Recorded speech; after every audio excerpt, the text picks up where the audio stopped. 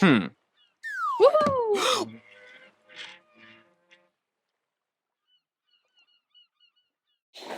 So let's talk about the second sense of being in philosophy. And that is the totality of everything. That is this. Everything that we're experiencing right now. The fact that this is actually happening. Have you ever seriously sat and considered how magical and mysterious it is that what we're doing right now is happening? Yeah. The very act of just living, of being, of everything around us, existing and doing anything at all, is genuinely, it's very taken for granted because it physically cannot be taken for granted, because it cannot not be taken for granted, because it's just what you've experienced throughout your entire life. There's never been a moment where you haven't had things happening around you, haven't existed that you can remember. But to actually be and to have everything else exist too, and to have everything happen, and to have you happen, and to be moving my mouth and having sounds come out, and moving my hands around right now, it's just on the most base level somehow such a special thing, despite the fact that it is everything. Yeah, it creates a feeling almost when you begin to think that way, right? And I think that's sort of the core of the philosophical feeling, is this sense of wait a second, what's going on, right? This is actually happening, right? This is really happening. Holy smokes, this is kind of a weird big deal.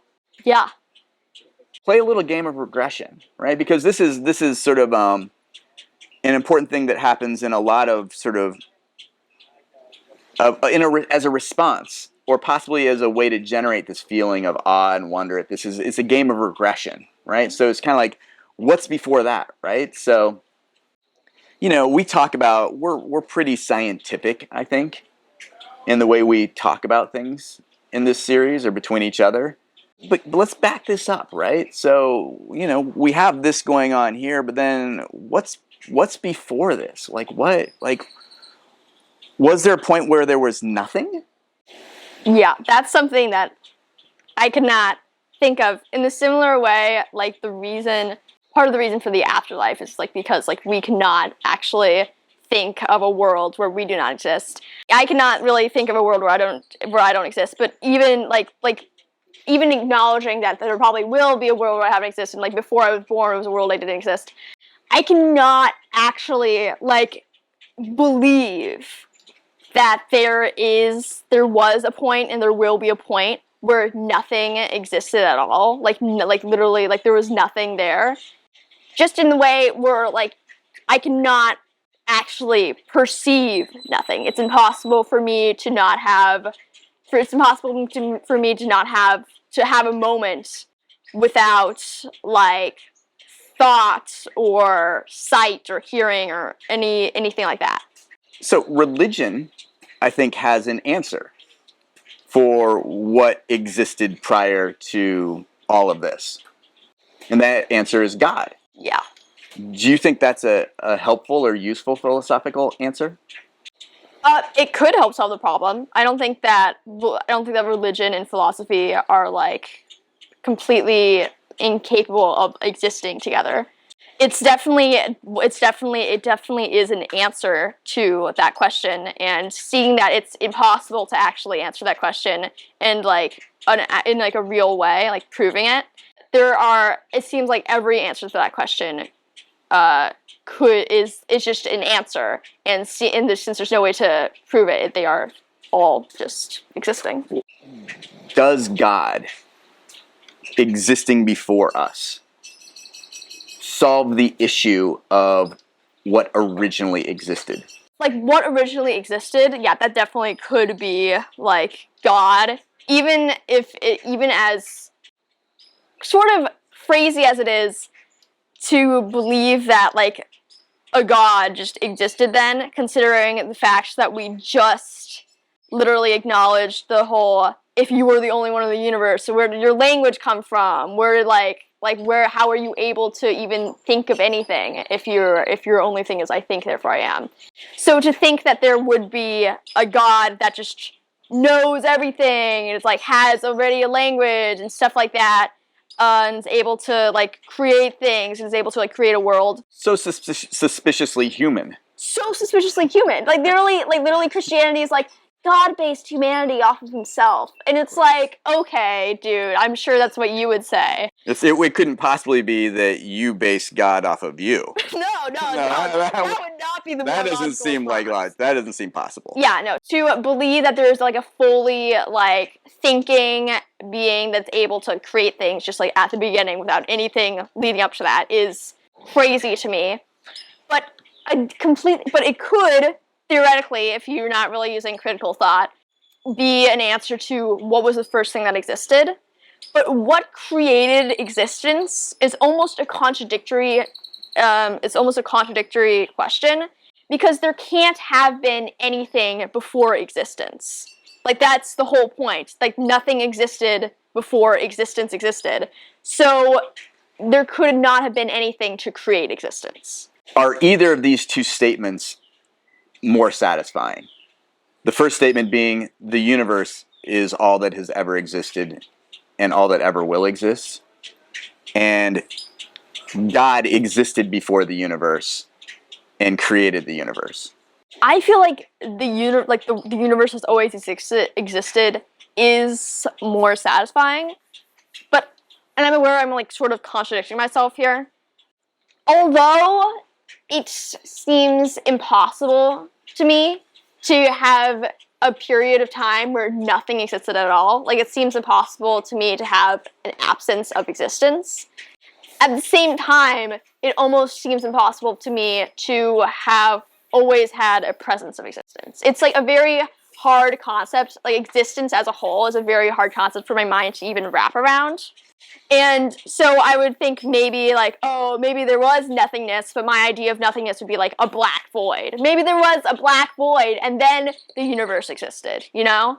But that black void is almost something itself. We're using language and whatever else. No. Because that's sort of my point here. The black void is not nothingness, obviously. But I believe, like, in my view, it would be like, okay, well, it's like there was never nothingness. Existence was always present.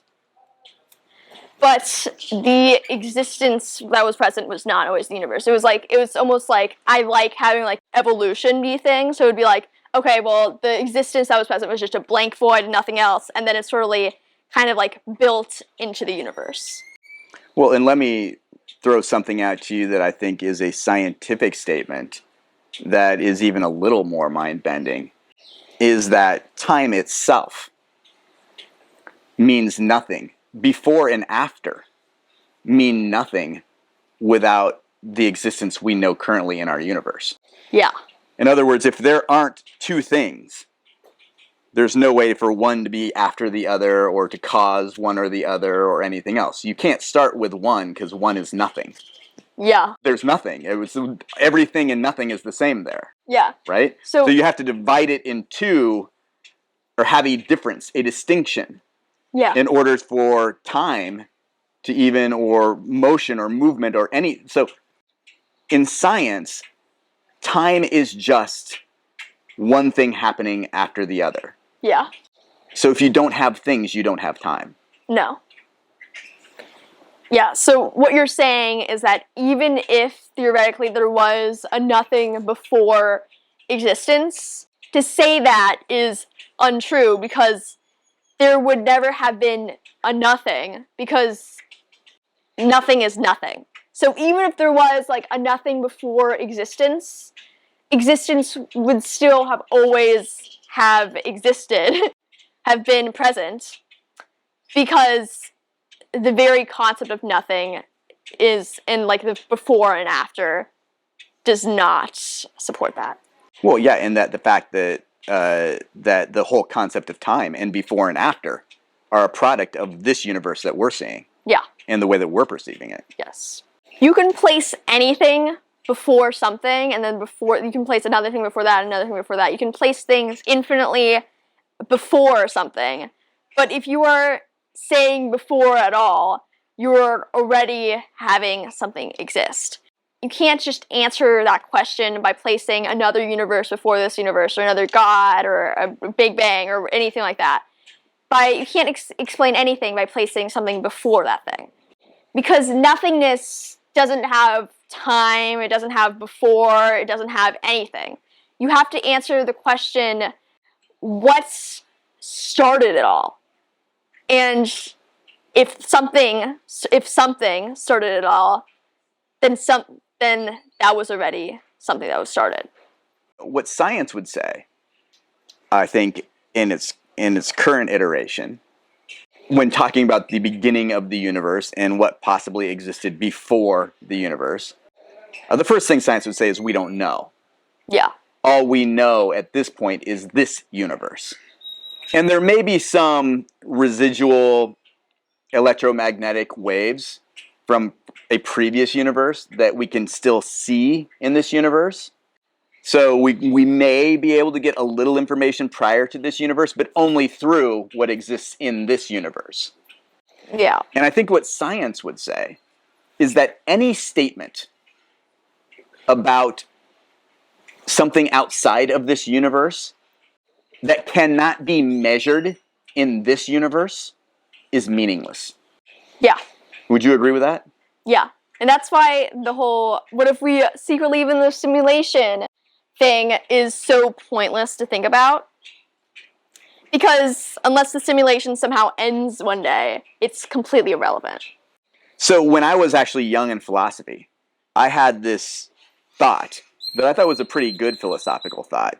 It's almost more probable that we are part of a simulation, because what kind of hubris is it to think that we are the original universe and that we're creating universes, but we're the first to do it?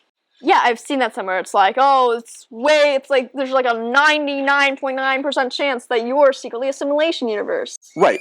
And so I had that thought as a young philosopher, and I was pretty entranced by it, and I thought about writing about it a little bit, but it was maybe like 10 or 15 years later that actually a philosopher did write that down, and it became pretty popular and part of sort of popular consciousness. And, our favorite internet whipping boy, Elon Musk, is a big proponent of this, right? That it's much more likely that we're part of a simulation. But in my thinking about it, I actually rejected that thinking. And it's literal. And here's the point. And it goes back to what science would say and what we just agreed about science. Any statement about what existed prior to this universe, based off of how this universe works, is meaningless. And so saying that, it's much more probable that a simulation existed, that we're a simulation because, the probability is that we create simulations based off of our universe, therefore something about the prior universe, is as meaningless of a statement as God created the universe. Yeah. Right? Do you understand that how those things are exactly the same statement from an empirical perspective? Yeah. Like, it's fun to think about. Like, it's a fun thing to think about. It's like, oh, wow, what if we are a part of a simulation? But when you're thinking about it in any context of science or philosophy or anything like that, besides, like, a fun thing to think about, it's not anything more than that.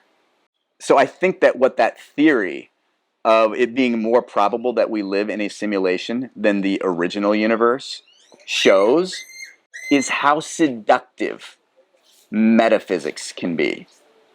And metaphysics, in a philosophical sense, is talking about anything outside of this universe. And it's amazing how, that logic that, maybe it is more probable that we're part of a simulation, is like, it's so seductive. It seems like that makes such sense. But really, you're just making a meaningless statement, because you can't apply anything in this universe to a other magical universe that you have just literally no information about whatsoever. Yeah, you think about it. You think about, oh, what if we're in a simulation? Oh, what if this thing existed before this universe? What if there's a million universes outside of this universe? And it's like, yeah, that's wow. That's so interesting. Like that's so relevant to everything right now. And it's like, oh yeah, like you think about it, but then like you think about it until you think about it in like that different way. It seems like such like a unique and like creative thing to think.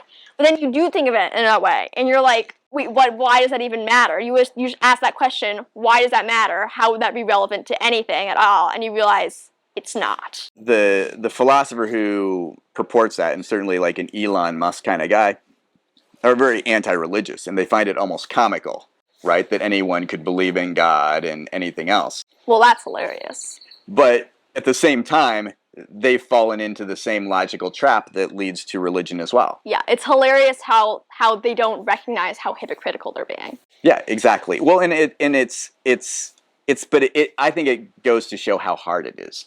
Yeah. For us as humans to step outside of this universe, or to not step outside of this universe mentally, and think that we're saying things that mean something meaningful. Like, I will always be welcome to hating on Elon Musk, but it's not like anyone that believes in a religion or a god, or like thinks like something outside of the universe, or like studies metaphysics or whatever, is stupid. Like, they can all be very smart, they can also be very wise, intellectual people. It's just because until you ask that one question, like, why does it matter, it does seem like such like an interesting thing.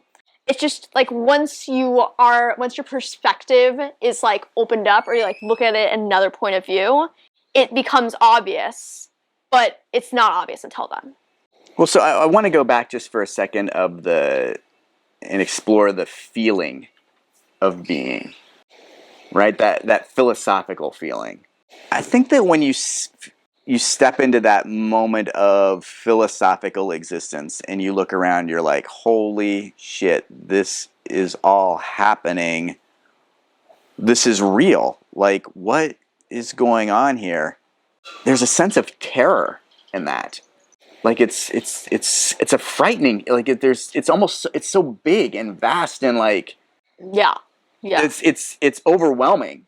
To know that everything here is existing, is being, it's happening before my eyes, that my eyes are perceiving these things, that I'm thinking these thoughts, and my hands are moving around because I'm moving them around, I'm talking, and everything is happening.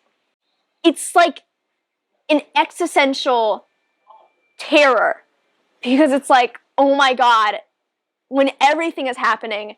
Such like a large quantity of things that you will physically never be capable of even beginning to understand them all, because it's infinite. It's infinite. Like, there's an infinite amount of things that are constantly happening and beginning and ending. All these things, they're like, everything is like temporary, and everything is happening right now. And there's so many things happening right now that you never be able to look at them all. And that is terrifying in a normal view, and also a philosophical view, because philosophy is about trying to understand everything. And to think that it will never be a way that you will be able to understand or even perceive everything, because there's an entire world, there's an entire universe that is occurring in this moment, and then in the next moment it's gone. You will never be able to think of it all. And I think that the other thing that that's hard for us to come to accept is that as human beings, we fundamentally cannot know or understand anything outside of this universe or before this universe. And that is a hard limit on human knowledge. Yeah. And so in that sense, particularly given the dread and the sort of that existential moment, like you described it, that thought causes, I don't think that you can make fun of religious people for talking about answers that help alleviate that sense of dread. And I don't think you make fun of Elon Musk for jumping onto his, simulations have been, because it kind of gives this answer that helps solve the feeling, the problem of the feeling itself. Yeah.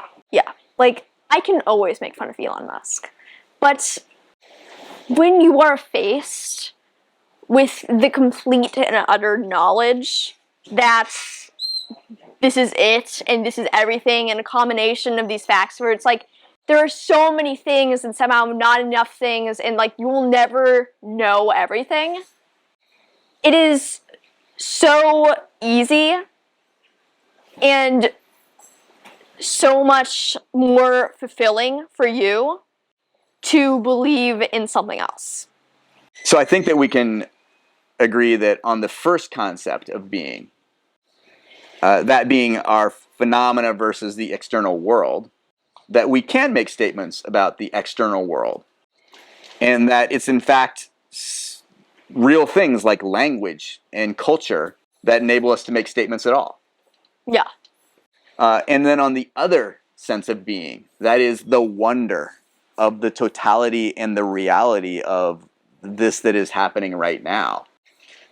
That those feelings are real and hard, and that our attempts to come up with answers that make us feel better about that shouldn't be so disparaged necessarily, because that's a real human activity and it's driven by real psychological needs.